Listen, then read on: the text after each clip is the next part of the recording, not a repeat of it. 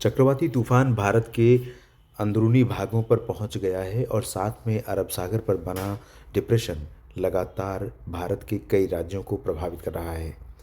दोनों मौसमी सिस्टम मिलकर भारत के अधिकांश भागों पर इस समय घने बादल लेकर लेकर पहुंच रहे हैं।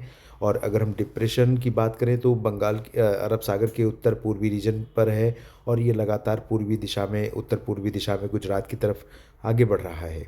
और ये साइक्लोन लैंडफॉल करने के बाद अब तेलंगाना और आंध्र प्रदेश के तटों को पार करते हुए छत्तीसगढ़ के दक्षिणी भागों तथा महाराष्ट्र के विदर्भ रीजन पर पहुंच गया है। और इन दोनों सिस्टमों का संयुक्त प्रभाव तो बेसिकली किसी भी जगह पर नहीं दिखाई पड़ेगा, लेकिन कहीं ना कहीं ये दोनों सिस्टम एक दूसरे को स्ट्रेंथन कर रहे हैं। और इसी वजह से गुजरात और महाराष्ट्र पर बारिश बढ़ने वाली है कई जगहों पर, और साथ में मध्य प्रदेश में। और इस सिस्टम के प्रभाव से विदर्भ, छत्तीसगढ़ और मध्य प्रदेश से लेकर के उत्तर प्रदेश के पूर्वी रीजन, बिहार, झारखंड, पश्चिम बंगाल, इन सभी भागों पर अगले कुछ दिनों तक प्रभाव दिखने वाला है। लगातार मौसमी सक्रियता रहने वाली है, ऐसी आशंका नजर आ रही है। नमस्कार, स्वागत है आप सभी का मौसम तक यूट्यूब चैनल पर। मैं हूं देवेंद्र त्रिपाठी। ये साइक्लोन मोंथा का अपडेट भी है और नेशनल वेदर बुलेटिन भी है 30 अक्टूबर 2025 के लिए। दोस्तों, अक्टूबर के महीने में प्रायः भारत के पूर्वी घाट पर साइक्लोन आने का इतिहास रहा है। और जब भी साइक्लोन यानी चक्रवाती तूफान आते हैं तो कई जगहों पर भयंकर तबाही मचाते हैं। और आज भी वही दृश्य हमें आंध्र प्रदेश और इससे सटे हुए आसपास के ज़िलों पर, आसपास के राज्यों पर दिखाई पड़ा है। टीवी चैनल्स पर लगातार विजुअल्स वहाँ के और सोशल मीडिया पर लगातार विजुअल्स बहुत बड़ी संख्या में, बड़ी मात्रा में फैले पड़े हैं। अब जब ये सिस्टम आगे बढ़ रहा है, दक्षिण भारत की तरफ से पूरी एनर्जी इसके साथ साथ आगे ऊपर की तरफ शिफ्ट होगी। सेम होगा इस डिप्रेशन के साथ भी। जब ये डिप्रेशन दोस्तों उत्तर पूर्वी दिशा में आगे बढ़ेगा गुजरात की तरफ, तो जाहिर सी बात है कि जो एक्टिविटी है या फिर जो मौसमी हलचल है वो भी गुजरात और महाराष्ट्र के ऊपर की तरफ, ऊपरी क्षेत्रों की तरफ बढ़ती जाएगी। और गुजरात के साथ आगे की तरफ राजस्थान के ऊपर, हरियाणा, पंजाब, दिल्ली तथा उत्तर प्रदेश के ऊपर भी कई जगहों पर बादल काफ़ी बढ़ते हुए नजर आ रहे हैं।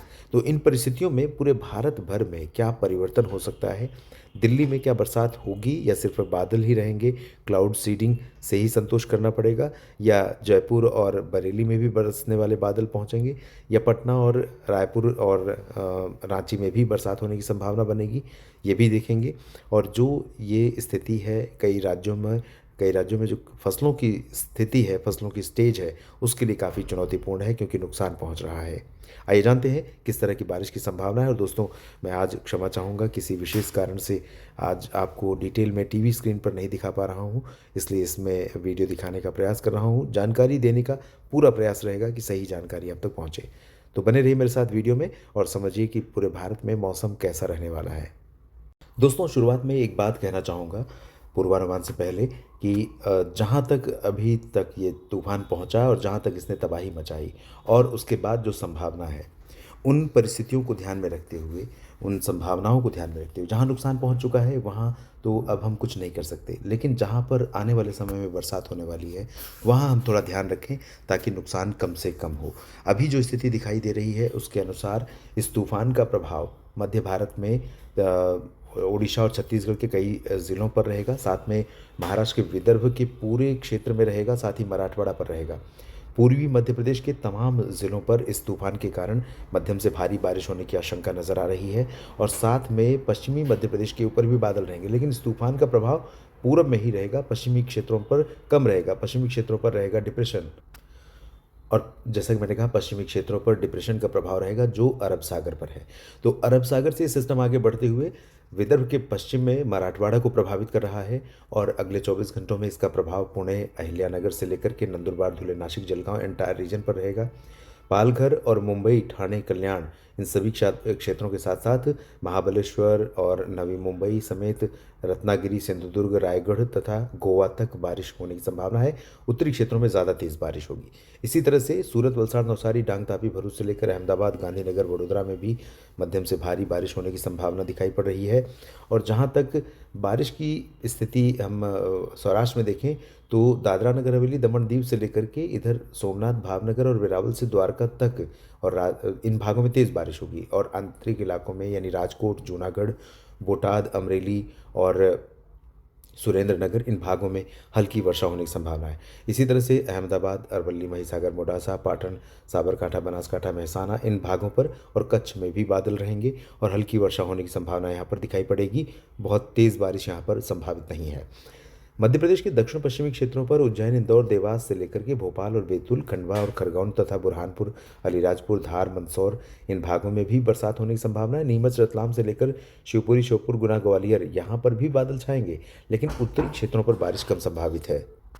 और जब तूफान आगे बढ़ रहा है, डिप्रेशन आगे बढ़ रहा है, तो नीचे की तरफ आप देखें, नीचे की तरफ यानी महाराष्ट्र के निचले इलाकों में जो कर्नाटक से लेकर केरल और तमिलनाडु तक का क्षेत्र है और तेलंगाना, आंध्र प्रदेश का रीजन है, यहाँ पर तेलंगाना में संभावनाएं रहेंगी अगले 24 घंटों में भी तूफानी हवाएं चलने की। और साथ में जो उत्तरी आंतरिक कर्नाटक के हिस्से हैं, गुलबर्गा और रायचूर, साथ में खम्मम तक जो रीजन है और रामागुंडम समेत ये तमाम इलाके, और पापतला, मछलीपट्टनम से लेकर के विशाखापट्टनम के बीच उत्तरी तटीय आंध्र प्रदेश।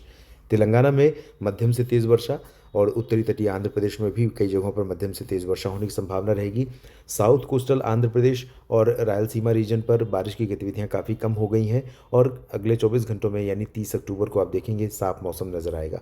कर्नाटक के दक्षिणी आंतरिक इलाकों में, उत्तरी आंतरिक क्षेत्रों के तमाम जगहों पर, साथ में केरल और तमिलनाडु के क्षेत्रों पर भी आसमान मुख्यतः साफ और शुष्क रहने की संभावना है। ज़्यादा चांसेस यहाँ पर नहीं दिखाई दे रहे हैं कि बारिश होगी, लेकिन जल्दी ही जब ये सिस्टम ऊपर चले जाएंगे, जल्दी ही नॉर्थ ईस्ट मानसून यहाँ फिर से एक्टिव हो जाएगा और कई जगहों पर बरसात होगी। ऊपर की तरफ अब चलते हैं, जहाँ पर अब इस तूफान का प्रभाव बढ़ने वाला है या दिखने वाला है। लैंडफॉल करने के बाद तूफान का जो डायरेक्शन है वो अब धीरे धीरे चेंज हो रहा है। तो डायरेक्शन जब चेंज हो रहा है तो ये जाएगा किधर? तो इसका जो डायरेक्शन होने वाला है दोस्तों, वो मध्य प्रदेश से होने के बाद इस तरह से, कुछ इस तरह से रहेगा। और इसी वजह से इसका जो इम्पैक्ट रहने वाला है पूर्वी मध्य प्रदेश में रीवा, सीधी, सिंगरौली समेत सागर, सतना, पन्ना तक और जबलपुर, कटनी, शहडोल, मांडला, बालाघाट और अनूपपुर, डिंडोरी इन भागों में मध्यम से भारी वर्षा होगी। और इधर पूर्वी उत्तर प्रदेश के कई जिलों में व्यापक वर्षा होने की संभावना है, जिसमें कानपुर, लखनऊ और अयोध्या, बहराइच, गोंडा, बस्ती, बलरामपुर, अंबेडकर नगर, झांसी, ललितपुर, महोबा, हमीरपुर, चित्रकूट, बांदा, कौशाम्बी, फतेहपुर और प्रयागराज भी प्रभावित होंगे। लेकिन प्रयागराज और प्रतापगढ़, जौनपुर, आजमगढ़, देवरिया, कुशीनगर, बलिया, मऊ, साथ में चंदौली और इधर गाजीपुर से नीचे की तरफ सोनभद्र, मिर्ज़ापुर, भदोही, वाराणसी इन सभी जगहों पर व्यापक वर्षा होने की संभावना रहेगी। तूफ़ानी हवाएं, तूफ़ानी रफ्तार की हवाएं जो चलेंगी और साथ में मध्यम से भारी बारिश होगी। उसके चलते यहाँ पर कटाई और मड़ाई की स्टेज में पहुंची धान की फसल को नुकसान होने का काफ़ी डर है और वही डर बिहार के ऊपर है। बिहार में पहले तो मानसून ने कमज़ोर बारिश देकर, कम बारिश देकर सताया किसानों को, और अब इस तरह की तूफ़ानी बारिश के कारण यहाँ पर किसानों को नुकसान हो रहा है, नुकसान की आशंका बनी हुई है। झारखंड में भी कई जगहों पर व्यापक वर्षा होने की संभावना है, लेकिन भारी बारिश ज़्यादा संभावना बिहार के ऊपर है। गंगेय पश्चिम बंगाल, सिक्किम, उप हिमालय पश्चिम बंगाल, अरुणाचल में भी बारिश होगी। असम, मेघालय, नागालैंड, मणिपुर, मिजोरम, त्रिपुरा में फिलहाल चांसेस कम है बरसात के। और पश्चिमी उत्तर प्रदेश तथा राजस्थान के भागों पर, जैसा कि मैंने शुरुआत में ही कहा था कि क्या बारिश होने वाली है, तो आपको बता दूं कि बादल जो कच्छ का रीजन है यहाँ से होते हुए इस तरह से आगे बढ़ेंगे और ये जैसलमेर के कुछ हिस्सों को प्रभावित करते हुए बादल चूरू और सीकर, अलवर, रोहतक और इसके आसपास के ये जो निचला हिस्सा है, इस तरह से यहाँ तमाम जगहों तक बादल दिखाई पड़ेंगे। तो कच्छ के ऊपर भी रहेंगे और पश्चिमी तथा पूर्वी राजस्थान के कई ज़िलों पर बादल रहेंगे। रेवाड़ी, चरखी दादरी, झज्जर, महेंद्रगढ़, गुरुग्राम, फरीदाबाद, पलवल, रोहतक और सोनीपत, पानीपत तक बादल दिखाई पड़ेंगे।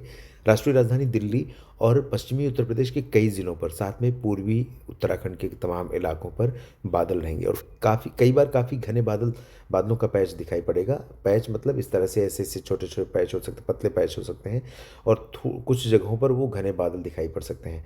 तो ऐसे में आपको ये प्रतीत हो सकता है कि यहाँ पर बरसात होने वाली है, लेकिन पॉसिबिलिटी मॉडल के हिसाब से भी और वर्तमान परिस्थितियों को देखते हुए संभावना बारिश की बहुत कम लग रही है इन भागों में। और बाकी जगहों पर देखें तो जम्मू कश्मीर, हिमाचल, उत्तराखंड के अधिकांश भागों, पंजाब, वेस्ट राजस्थान के अधिकांश भागों पर ड्राई वेदर रहेगा और यहाँ से जो उत्तर पश्चिमी दिशा की हवाएं चल रही हैं इस तरह की, इन हवाओं का प्रभाव थोड़ा सा बढ़ता हुआ नज़र आ रहा है। तो मौसम थोड़ा सा दिल्ली एनसीआर समेत वेस्ट यूपी के कुछ हिस्सों, हरियाणा, पंजाब और हिमाचल, जम्मू कश्मीर, उत्तराखंड तथा राजस्थान के कई ज़िलों पर मौसम सुबह और रात का काफ़ी ठंडा होने वाला है। इस वीडियो में फिलहाल इतना ही। बने रहिए लगातार मेरे साथ मौसम तक और न्यूज़ मीडिया मंच पर। जानकारियाँ ठीक लगे तो वीडियो को लाइक और शेयर करिएगा। कमेंट सेक्शन में अपनी बात लिखना ना भूलें। धन्यवाद।